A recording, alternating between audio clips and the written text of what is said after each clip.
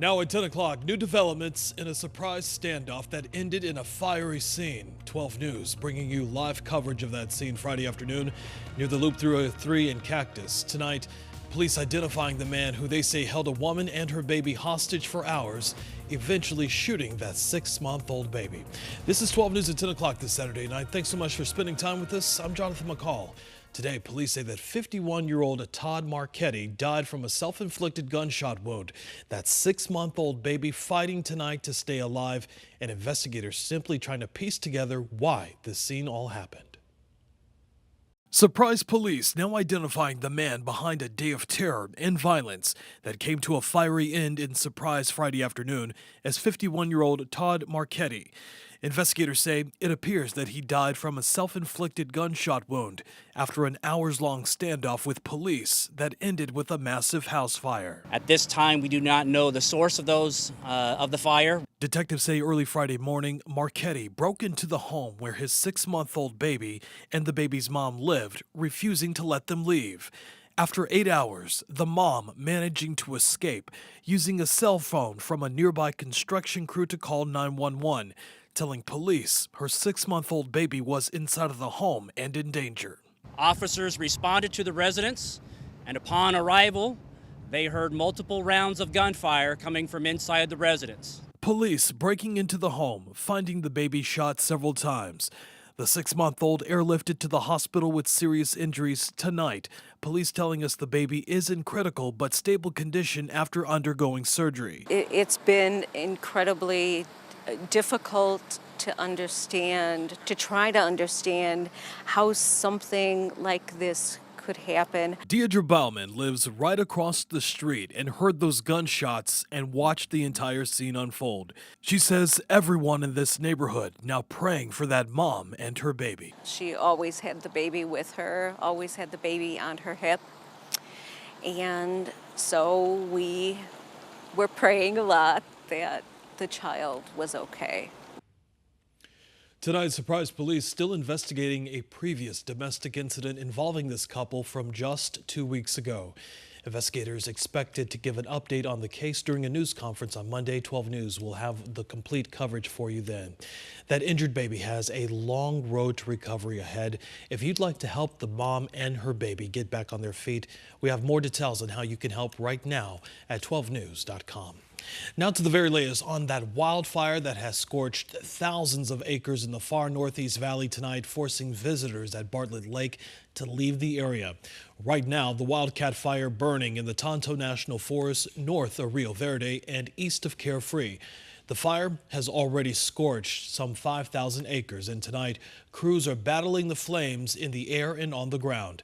The fire also forcing a number of road closures. Bartlett Dam Road is shut down in both directions between Cave Creek Road and Horseshoe Dam Road. Tonight, 12 News journalist Jade Cunningham talking with folks now waiting to see if they'll be forced to evacuate. Good evening, Jonathan. Now that the sun is down, you really get a better idea of just how large this wildfire is. As you mentioned, it's now sitting at about 5,000 acres. This afternoon, around 3 o'clock or so, it was at 500 acres. But take a look behind me, this orange glow you can see in the background. And just to be clear, no homes are threatened or have been threatened by this fire. The winds really have been favorable, but of course things can change very quickly. So there is some concern as people watch what is happening, and just in case something happens, they say they'll be ready. But take a look at this video. This is from earlier. We watched crews tackling this fire from all directions, multiple agencies involved. It includes Geronimo, Prescott, and Globe interagency hotshot crews, as well as the Maricopa County Sheriff's Office, Scottsdale Fire, Mesa Medics, including so many other agencies all involved in this fight. And they are fighting this from the air as well, with several helicopters and at least 3 different slurry bombers, among other things. Now, it really has been an active day here as these crews have worked vigorously to try and get this wildfire contained. We have been in this spot most of the day. We're about 5 miles north of Fountain Hills. People have been coming here to take a look at the smoke, the flames, and just to check to see its movement.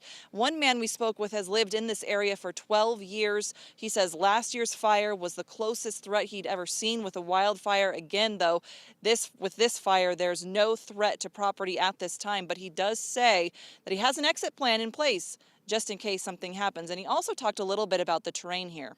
It's rugged. It's if you look out this way, it's all this kind of this type of terrain out there. So plenty of fuel to burn. And I was just on those trails a couple of days ago, and there's all kinds of grass, all kinds of fire fuel out there right now. So where we are here now, we are about 3 or 4 miles, give or take, from the flames that you see behind us. People here, though, we have noticed really looking out for each other. They're checking on each other just to see that they're aware of what's going on. Again, a little bit of concern going into the evening hours, but they feel like they are in very good hands knowing these fire crews are working very hard to try and get this contained. We are in Rio Verde. Jade Cunningham, 12 News. Those images are absolutely shocking to look at, Jade. Thank you so much. And you just can't imagine those folks are going to be sleeping easy tonight, seeing those flames out of their backyards so close to their homes, Ginger. Yeah, and wind, of course, a major component. We'll talk about that, but also heat. Today, we saw actually the warmest day of the year so far, clocking 104 degrees, almost 10 degrees warmer than where we should be. But the winds are favorable. I said they're going to be shifting. We've got the southwest wind. It's going to shift in from the southeast. Now, the concern is if we ever get any northwest or northeast wind, and that could push the flames closer to the homes. That doesn't look like it's in the works, but we can also get a swirling wind, which would advance the flames at sundown and sun up. Meantime,